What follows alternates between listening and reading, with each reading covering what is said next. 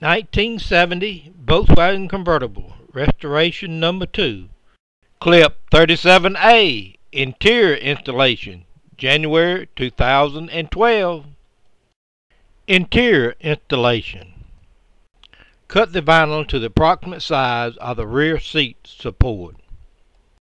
Make a dry fit of the vinyl on the rear seat support and cut closer to the proper size. Spray adhesive on half of the rear seat support and the back side of the corresponding vinyl cover. Make sure you spray adhesive on the bottom edge and fold over portion. Spray adhesive in a cup and with gloves on, wipe the adhesive with your fingers on areas that you cannot spray. After about 5 minutes of curing time, press the vinyl in place and smooth out. Repeat for the other half of the seat support. Rear seat support covered in vinyl. Work on this section approximately 2 hours. Hood access when the hood is stuck shut. With a hammer, a wood dowel, a light, a long flathead screwdriver, and the car on ramp, you can gain access through the access hole to loosen the stuck hood. Make sure the spare tire is turned as shown below every time the spare tire is put in the car. Access hole on the back side of the tire well. View through the access hole. First try pushing the hood pin up with the wood dowel and a hammer. Then try pushing the lever as shown with the long screwdriver. The spare tire always needs to be replaced vertical. The bottom wheel opening needs to be centered on the bottom. This will be the view from the rear access hole. Not much of a view of hood lock, but if you are real lucky, you can unlock the trunk. At normal maintenance, every so often, check to make sure you do not have any obstruction in the way. An alternate access route is through the front access hole, but personally I have never had to use this method. The theory is to pry the cover open enough to put a thin piece of cardboard under it so that the plate can be rotated to loosen. Then reach up and slide the lever as shown above to open the trunk. Another alternate access route that I read on the internet is by cutting the hood handle in 3 locations as shown, and then unscrew the top and bottom portion to remove the handle to open the hood. I have never used this method and would make this alternate my very last resort. Work on this section 4 hours. To install a new glove box or pocket, start by removing the bolt to the pocket with an 8mm socket, and with a Phillips screwdriver remove the screw and clamp to the cable clamp. Drill out the brad on the old pocket hood unlock lever.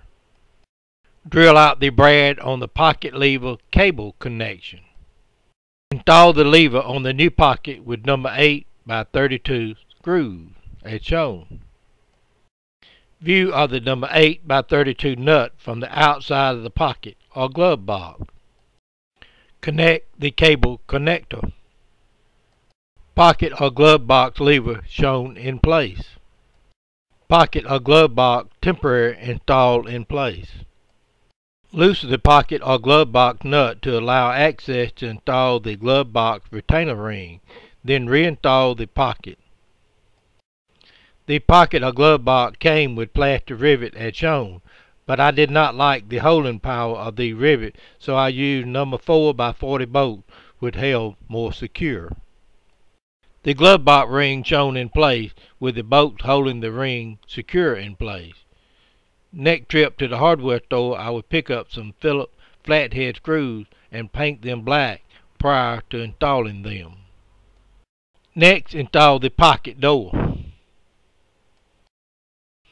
Use a hairdryer to heat up the rubber to install the pedal pads.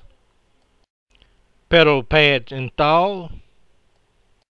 Install the mirror and interior light with connection of the wires as shown. The mirror and interior light shown in place. Work on this section 6 hours. New speakers are from Retro Sound. 2 front are 4.5 inch round, 80 watts, 2 rear are 6 inches by 9 at 100 watts. Remove the back cover of the rear seat with a Phillips screwdriver.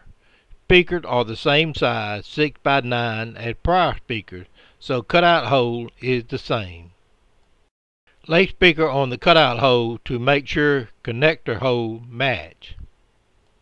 Insert front face rim and screws. Use 4mm by 0.75 screws and nut and install the speakers from the rear. Note the black wire is negative and the black and white wire is positive. The connection will only fit one way. Speaker shown from inside the rear cover. Connect the back of the rear seat with number 6 by 5/8 inch stainless steel screws. Speaker shown from outside the rear cover. Close up of speaker grill attached. The wire will be connected after the seats are installed in the car. Work on this section 2 hours.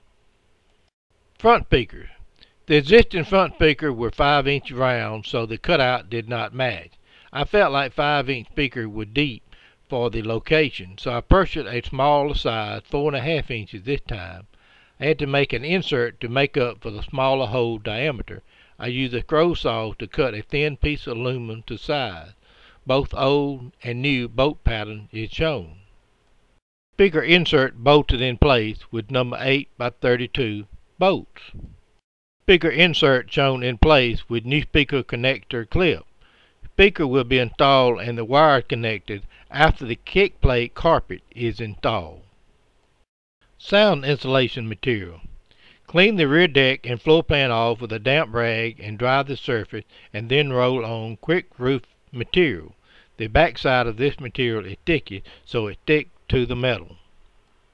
The rear deck is covered. Foil tape was applied over the seam. Floor pans are covered. I purchased new heater junction pipe and took the old one off, but could not get the new ones on. So I covered up the heater hole, so for now the Volkswagen will not have a heater, but you don't need one very much on the Gulf Coast. The sound deadener kit came pre-cut for the 15 parts as shown. I used adhesives and glued the padding to the floor pans. Padding installed on the rocker panels. For continuation, see clip 37B.